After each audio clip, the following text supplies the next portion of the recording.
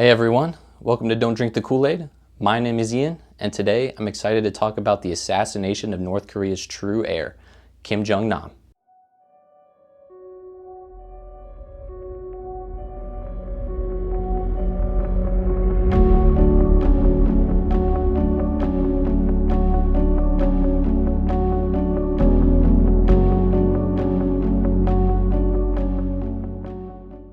On the morning of February 13, 2017, a balding middle-aged man dressed in a gray suit entered the ordinary corridors of Malaysia's Kuala Lumpur airport. With a backpack slung over his right shoulder, he made his way over to the airport's self-check-in terminal. While attempting to check in, two women quickly approached him from behind, one moving around to his flank to divert his attention, the other one staying behind. Once the man was distracted, the woman behind him discreetly wiped her hand over his eyes and mouth. The woman then promptly apologized and fled the area. The man immediately made his way over to nearby airport personnel, where he told them what had transpired and that he was beginning to feel sick. Airport personnel then escorted him to medical staff, where he soon died on his way to the hospital. The man was dead within 20 minutes of this interaction, carrying over $100,000 in his backpack. This man was Kim Jong-nam, half-brother of North Korean dictator Kim Jong-un. The woman who wiped her hand over Nam's face was Don T-hong, a former escort from Vietnam. Her accomplice, Siti Asia, was also a former escort hailing from Indonesia. The use of a pseudonym, Kim Chol, had initially shrouded Kim Jong-nam's identity. Authorities only confirmed his identity during the autopsy on February 15th, conducted in the presence of North Korean officials. Malaysian police swiftly arrested Don T-hong and Siti Asia the following day. To the surprise of authorities, the two women claimed to be part of a prank show. They described four men who instructed them to spray a liquid onto a cloth and rub it on Jong-nam's face. The liquid was later determined to be an extremely toxic nerve agent. Questions began to arise surrounding these circumstances. The four men allegedly involved in orchestrating the attack fled Malaysia, presumably with North Korean ties.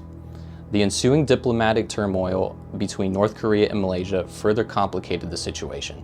North Korean ambassador Kang Chol rejected the autopsy findings, asserting that Kim Jong-nam died of a heart attack and deeming it an attempt to tarnish North Korea's image. This led to Kang's expulsion from Malaysia, with North Korea reciprocating by barring all Malaysians from leaving the borders. This included 3 diplomats and 6 family members. It wasn't until Malaysian officials returned Jong-nam's body to North Korea were the 9 Malaysians allowed to leave. On February 28th, both women were charged with murder, which carries a mandatory death sentence. The murder trial of Don T-hong and Siti Asia commenced on October 2, 2017. A Malaysian government chemist provided crucial evidence linking the women to the toxic nerve agent, revealing that the chemical was found in their possession. A pathologist disputed North Korean claims of a heart attack, asserting the nerve agent was the sole cause of Kim Jong-nam's death.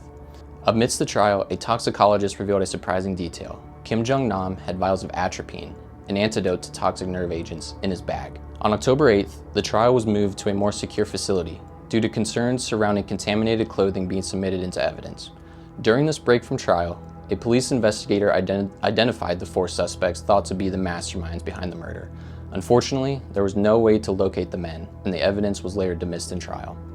The trial resumed in January of 2018. The defendant's lawyers made claims that police mishandled the case at several points in the investigation, such as not pursuing the 4 men thought to orchestrate the murder, not sending the clothing of Asia and Hwang to the lab to test for the nerve agent, and not allowing certain footage of the CCTV in the airport to be used in the trial.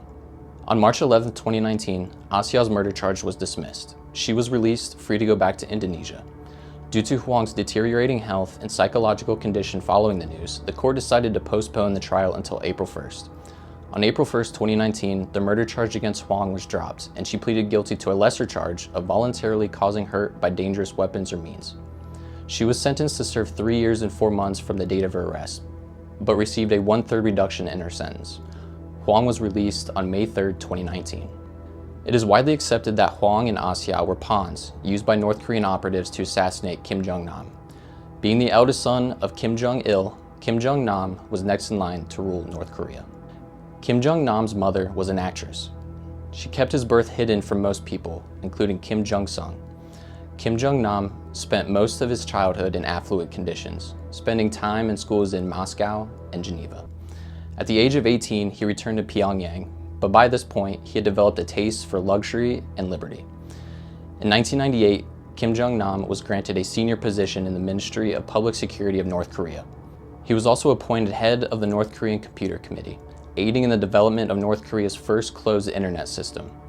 Even with these accolades, he began to long for freedom. In May of 2001, Kim Jong-nam was arrested in Japan for attempting to gain entry to Tokyo Disneyland. He was traveling with a forged Dominican passport. This incident brought with it an immense amount of shame and embarrassment to the Kim family and North Korea at large. It was this incident that many believed caused Kim Jong-nam to lose favor with his father. However, it was also reported Kim Jong-nam dismissed this idea, believing his decline in popularity amongst the Kim family was a result of his advocating for reform of North Korean policy. Kim Jong-nam was vocal about his push for reform and transitioning North Korea to an open market. Kim Jong-nam was known to be a thoughtful, educated man who enjoyed the party life. Kim Jong-nam was reported to have been married twice and has at least 6 children. Kim Jong-nam was 45 at the time of his murder. The tragic story of Kim Jong-nam's demise unveils a haunting narrative of political ambition, familial complexities, and the human toll exacted in the pursuit of power. As the trial of Don Tae-hong and C.T. Asya unfolded, it became a microcosm of the larger geopolitical chessboard, exposing the lengths to which nations go to safeguard their interests. Kim Jong-nam, once the heir apparent, now lies as a tragic figure in the annals of history, a victim of a clandestine plot that forever altered the course of his destiny. His legacy prompts contemplation and the cost of power and the intricate dance between personal aspirations and the unforgiving currents of political fate on the global stage.